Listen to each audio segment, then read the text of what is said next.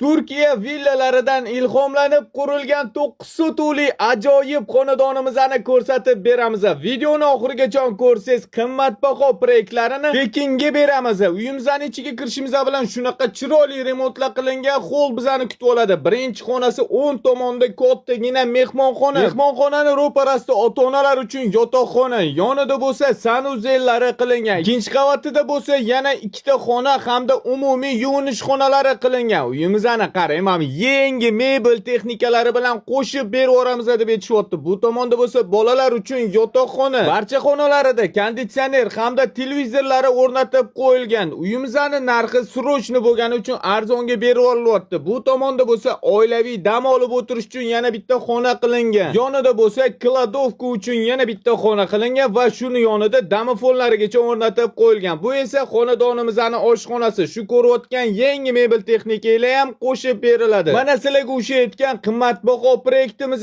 narxini $255,000 so'rashyapti. Arziydimi yo'qmi? Fikringizni izohlarda kutib qolamiz. Yon tomonda yana qo'shimchasiga bitta yo'lak qilingan. Xohlasangiz kladovka qilib ham foydalanishingiz mumkin. Uyimiz Toshkent tumani Qizg'aldoq mahallasida joylashgan.